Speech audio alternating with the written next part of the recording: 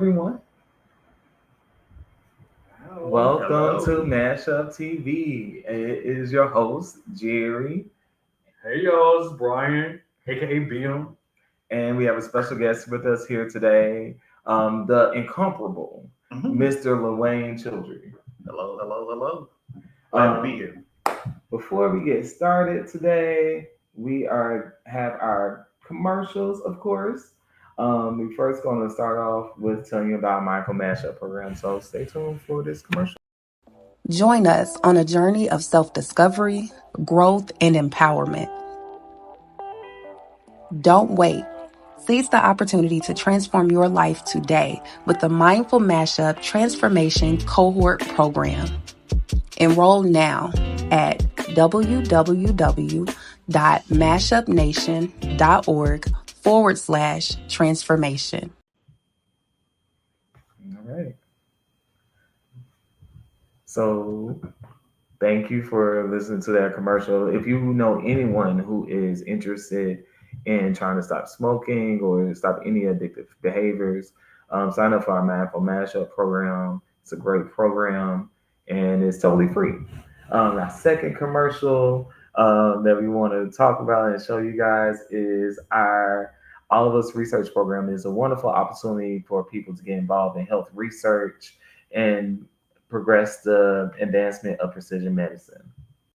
Precision medicine means getting the right, whether it be prescriptions or therapies to people to meet their individual needs. So instead of saying, hey, regardless of your ethnicity or background or a social standing, wherever you're at, they want to make sure that the medications and therapies that you get prescribed match you as an individual. Right. And they want to use this database to be able to draw that information from to say, hey, this is why we need this. Yeah, because we know that all medications, all treatments don't work for all people. Right.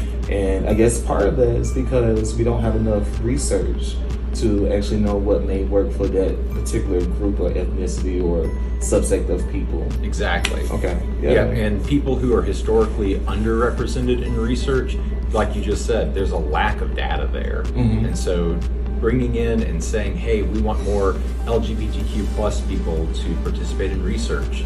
There's not enough data for us to be able to give that precision medicine approach for that group. Gotcha. So this is an initiative to bring in the data so that healthcare providers can give people the specific healthcare that meets their needs.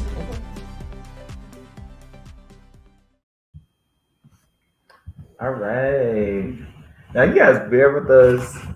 So we're doing a little something different today. We are all in the same place today and we're trying to record together so you can see everyone and then realize that, you may not be able to see everybody's faces. So we're going to be doing a little panning on the camera as we continue to talk.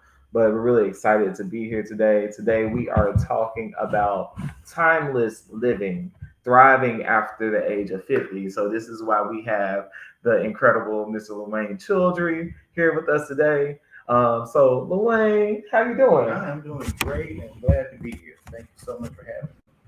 Yes. We're so happy to have you. Can we see both our faces in the screen? Yeah, we're gonna get this together. Y'all talk. All right. All right. There you go, Bill. Thank you. You did a good job. Come on, come over a little bit. Yeah. All right. So, all right. We got it together. I think we got it together now. All right. So, Lwayne. Yes. So, would you mind telling people a little bit about yourself? Yeah, I am Lwayne Childry. I am 61 years old. I am Southern through and through. I'm from Birmingham, Alabama. Originally, I've lived in Memphis, Tennessee, Jackson, Mississippi, and now Nashville, Tennessee. So I'm truly a Southerner. Okay. Yeah. How long have you been in Nashville? 10 years. Oh, wow. We celebrated 10 years a week ago. Okay. And are you single? No. Lwayne? No. Okay, all right. Just let's get this out the way before people start getting really excited. No, I'm not single. I have a partner. We've been together for 14 years. Period. That's amazing. Yeah. So y'all moved here together. We moved here together. Okay, that's beautiful. 14 years. 14 years. So, Luane, I know some people are very sensitive about it, but do you mind telling people how old you are? Oh, I'm 61. I'll be 62 October. Awesome. Okay. That's beautiful. So, how old? How old is your partner? Yeah. He's 54. Okay. Yeah. Okay. And y'all met 14 years ago. So you were how old? Oh, He was I 20. was-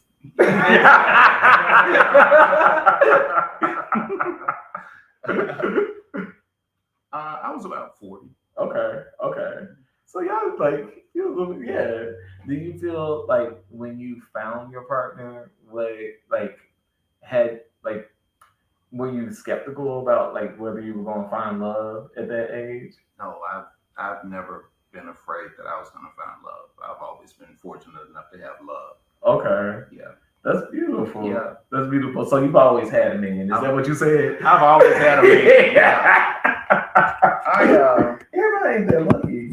I know. I have a lot of friends who are not that lucky, but for me, it just worked out that Okay. God bless me. Okay. I'm happy about that. What do you think has been like the difference, like between like this vibrant life, or like kind of, especially with you like finding love, like as like a older queer Black man? What do you think has helped you like maintain love and find love throughout your life? Oh, mutual respect is one. Okay. Mutual respect is one, definitely. But just embracing the differences. Mm-hmm. We're different and we're alike on some things, but he's an IT guy Okay. and I'm more of a visual and creative arts person. But I just embrace him and he embraces me, and that's the way it works. Okay. I like that. I think, sometimes people think in order to find love, like real love, you have to like find someone who's just like you, or y'all have to like kind of believe or like some like the same things. Well, I believe you have to be equally yoked. Mhm. I believe that. What does that mean? Equally yoked, though. Now, that's a term we've heard in church coming up all our lives. Right. I know. Like I feel like like they always said like be equally yoked. I think, but I know like back in the church that was like you can't be with no sinner. You have to believe in the same things. Okay. Yeah. A goal. Yeah. Or like something like a shared concept. Yes. I think there was I was reading some book or something, and but like people were saying like with each relationship you have to have an idea of what your goal or what is like what you want out of a relationship, like a shared ideal or like kind of goal for the relationship. Yeah. Like I guess like just like a business transaction, you have to have like a shared thing that we're working towards. So I guess is that what you're kind of saying? You feel like that's what I mean when I say a mutual respect for each other. Yeah. Mm-hmm. That's beautiful. So our topic today is thriving after 50. Mm-hmm. And we have this thing called the Timeless Jewels Group. Yes. That you have spearheaded. Yes. For MashUp. Yes. And I'm talking. You can tell us what is the Timeless Jewels Group? Oh, the Timeless Jewels is a group of men and women 50 and up. We get together. We love on each other. We celebrate each other. We do activities together. We do card game nights. We do movie nights. We do walks through the museum together. Just a bunch of different things that we do together to build each other up. Okay. And what is like the importance of having like this group of other like-minded people over the age of 50? Why do you think this is so important to have, like, especially now? Oh, well, man, I don't want to hate on anybody, but it's just so good to have somebody your own age that you can talk to. Yeah. Somebody that understands you. And that goes down to anything from music to television to movies or whatever. It could be anything. Just having that camaraderie with somebody who is your age, somebody that understands you, somebody that's been through the trenches with you, been through, had the Similar same battles experience, with you. yeah. Yeah. Because I guess we're friends, but I can't talk to you about like how it was during the '80s because Right. I wasn't there. Yeah. And even like I was born during the '90s, but my perspective of the '90s is totally different Yeah. than you like as you were going through the '90s as a grown. I don't remember saying music or didn't experience it the same. Right. But I know I, as a younger person, enjoy being around people older than me who have like a different perspective and could like kind of help share kind of like what like life was during those periods or just kind of what experiences and things that like you bring into like now. So I know like for me, I've always enjoyed being around people older than me.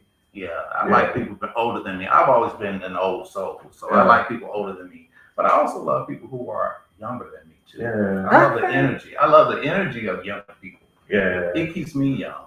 It keeps you young. Yeah. So do you feel like that is an important part of continue to living a vibrant life? Oh yes, most definitely.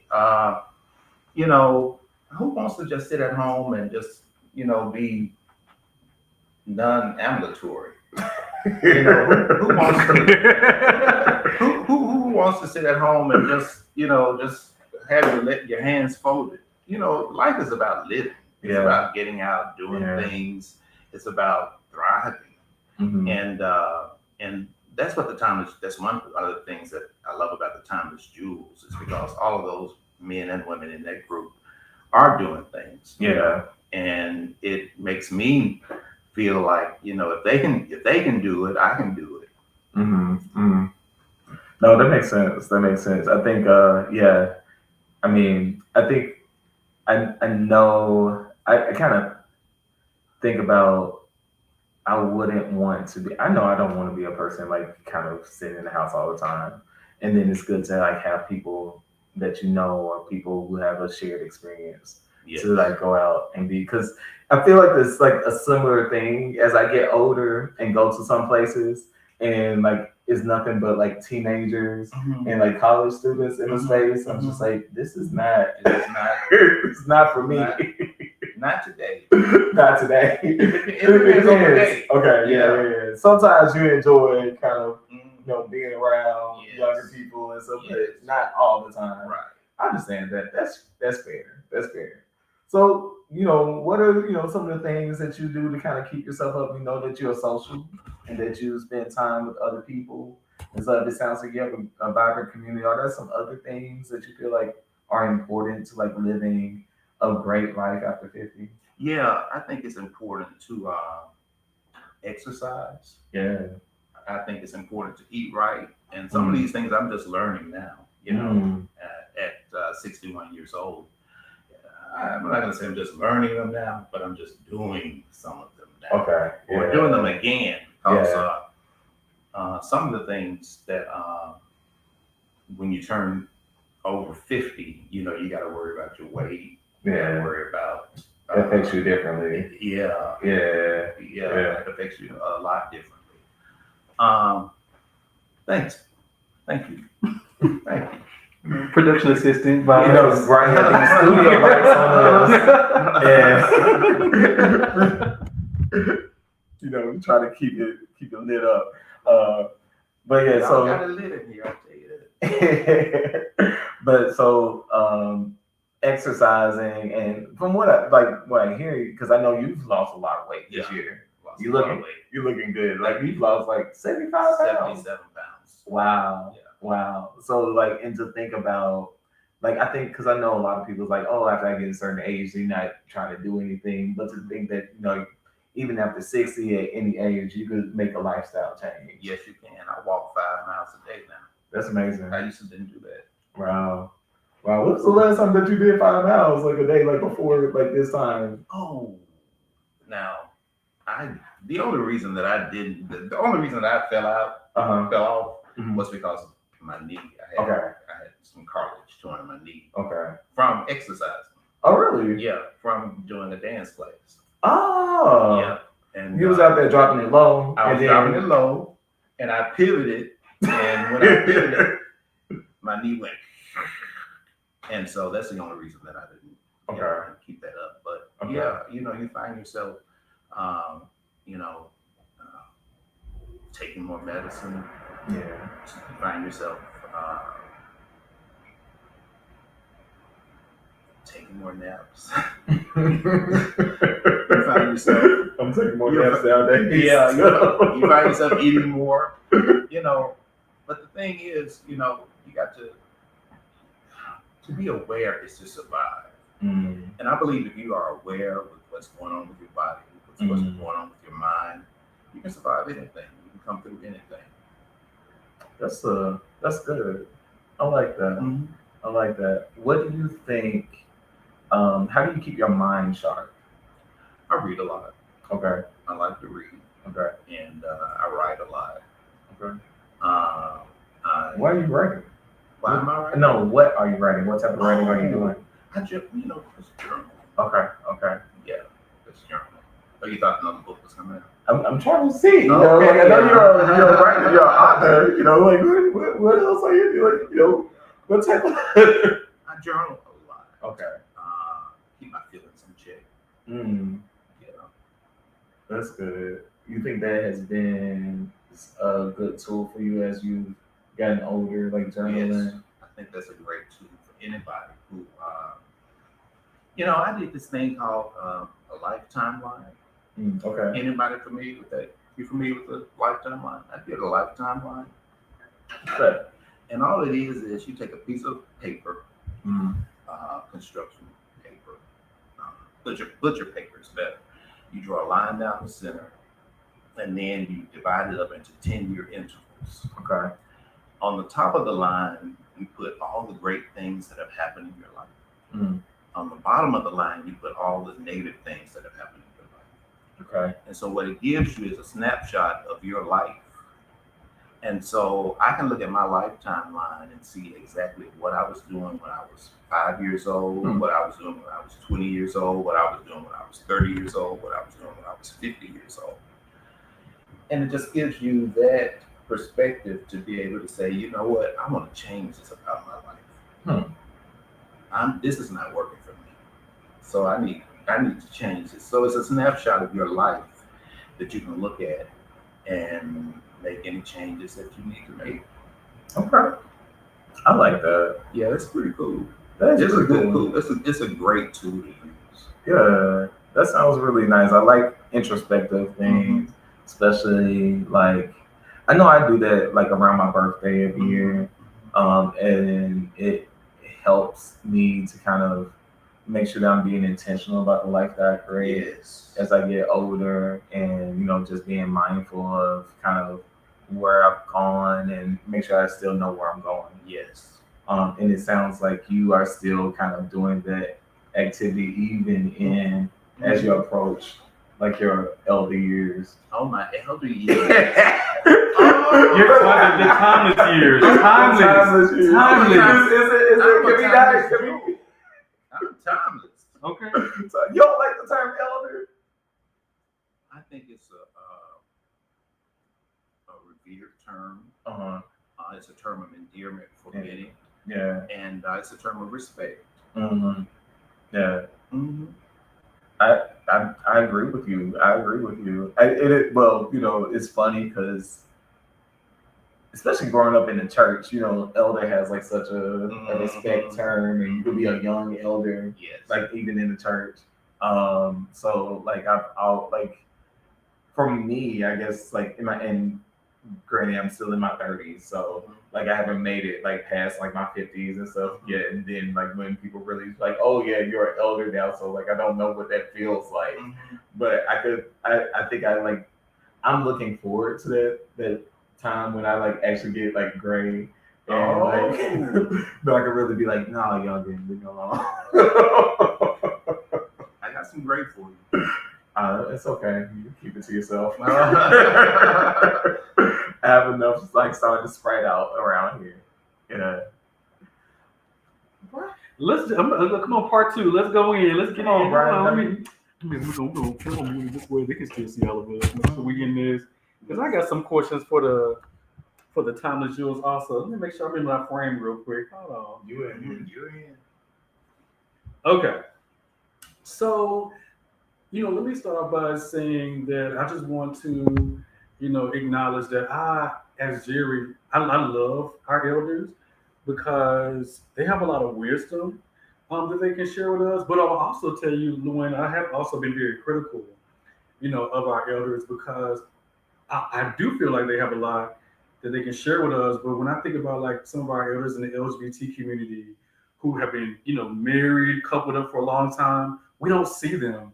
It's kind of like they're hidden in their own comfort, of their homes. They don't talk a lot to the young people, to our generation, even the next generation, about how do you stay together a long time, how do you communicate, how do you make it last. And then I think a lot of that wisdom will kind of help us. But do you see like from people from your generation, uh, that same, seclusion? And if so, is that a generational thing that, kind of started from the fact that at the time that you all, kind of grew up, the times weren't as acceptable as they are now? Yeah, that could be have a lot to do with it because things are totally different now today than they were when I came out. And as far as the other elders or the other timeless jewels, I look up to them too. And I think that they have a lot of wisdom and a lot of insight on things that, we're all going through. I think that one of the things that timeless jewels, don't make it. Yeah. Okay. That's the studio for you. One of the things about the timeless jewels is that those guys really and girls really want to be in the lives of the younger people. They're really ready to impart knowledge and wisdom. But just like y'all don't see us, we don't see y'all. Okay. All right. Are you reading this away? No, it's not a read. It's just that we don't get together because I'm too old, he's too young, and so our paths never crossed. Yeah. So that's the only thing. But yeah, the timeless jewels, we would love to sit and talk to young people. I know we have the timeless jewels, and also, one of the things I like about the timeless jewels group is that y'all don't discriminate against people who are 50 and younger. And we see people who are around our age who love coming and fellowshipping. But I still want to push a little bit. Do you feel like there are also people who are 50 plus, who, because of the era that y'all grew up in, find it hard to have those open conversations that, seem to be more relevant and prevalent, now, just again, I talk about relationships, but, talking about being open and out in the public, being bold.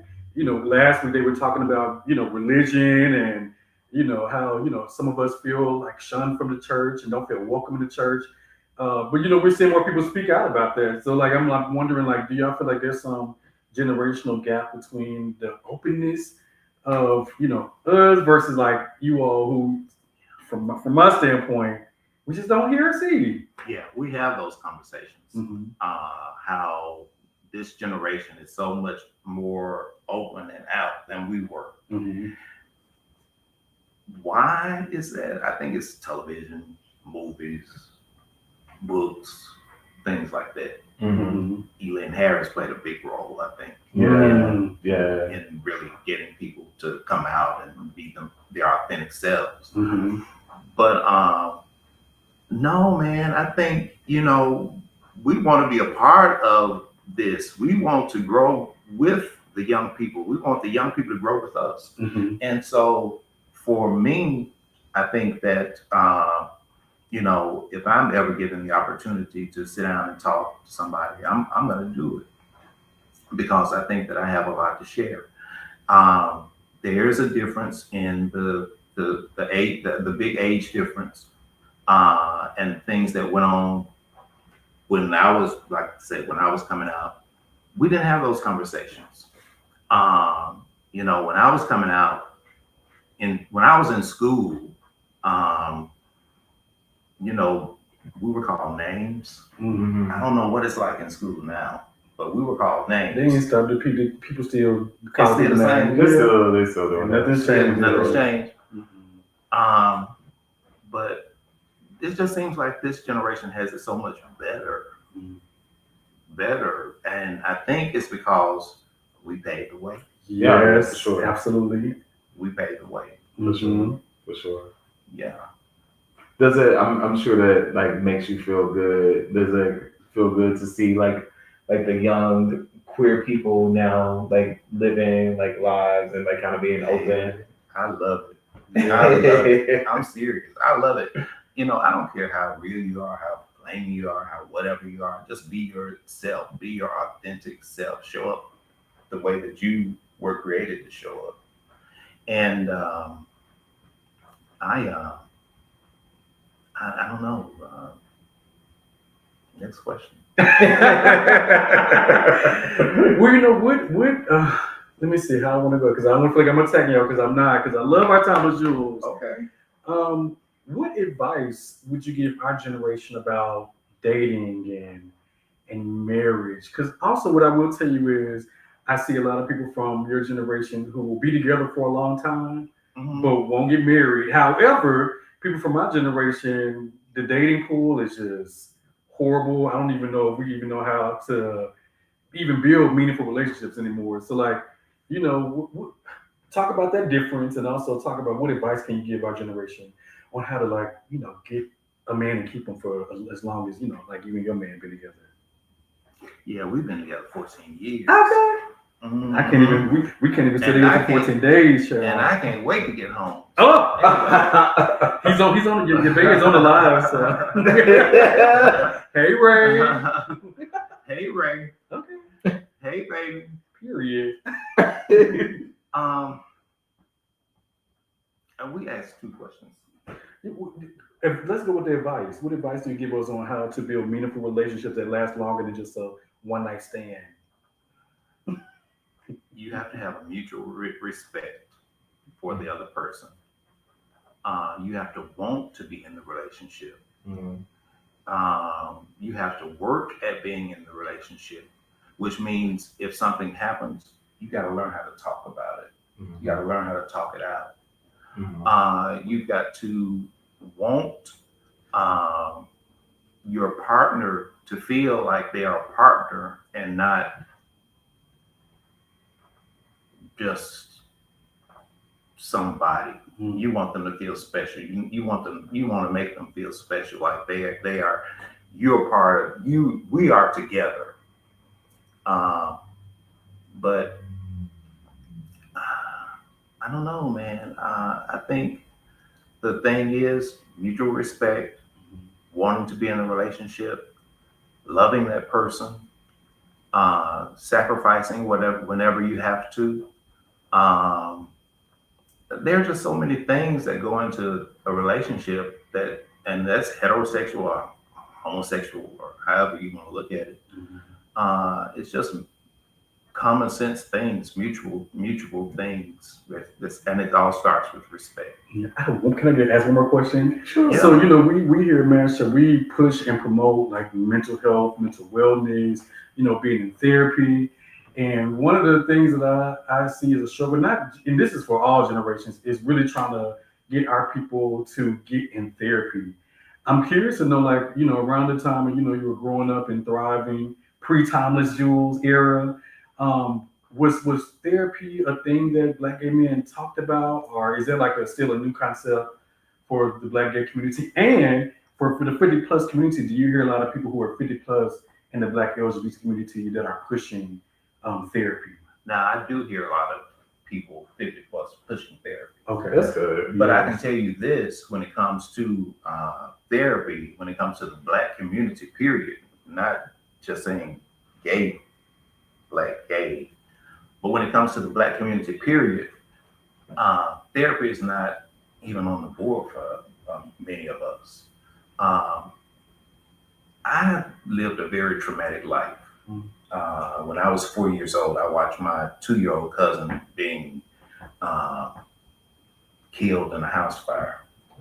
So I should have had therapy then, but I didn't because folks didn't know about therapy, or they didn't have the money to send me to a therapist.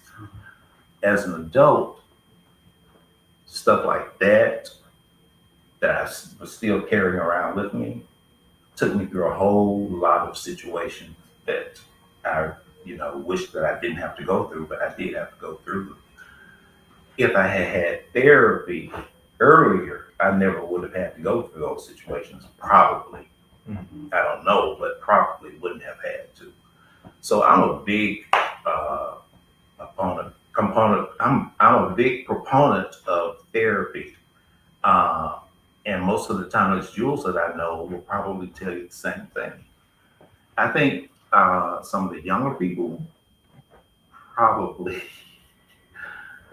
could use some therapy too. Some. Yeah. You can use a lot of it. Amen. Yeah. Ooh, Lord. Shameless plug. Join the Mindful MashUp Transformation Program. Okay. Link in bio. Good plug. Yes, free. Totally free. Totally free. Yeah.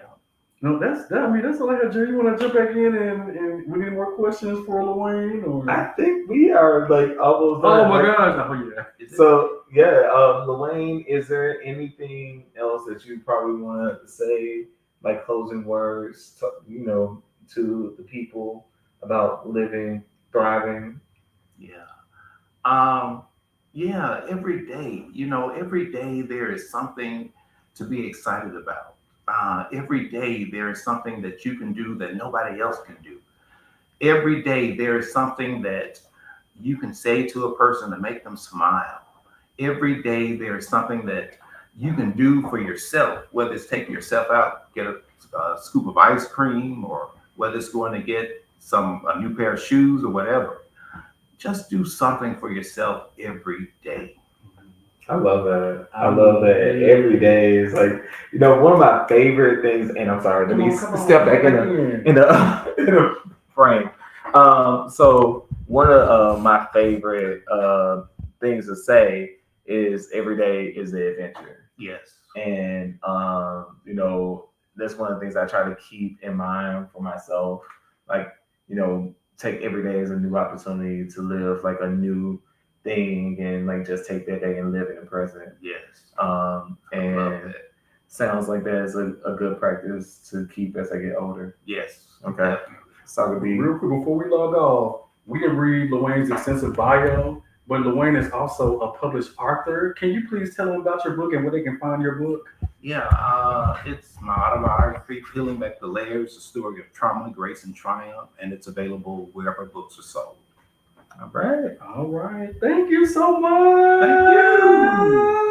Thank you. And that is a wrap for this episode. Join us next week, and we're going to be talking about a serious topic. So y'all make sure y'all share the live, tell other people about it, and thank y'all so much for always supporting us. Thank you, Jerry. Jerry is our production assistant, director. Jerry, he does everything. So y'all give it up for Jerry, and we'll see y'all next week.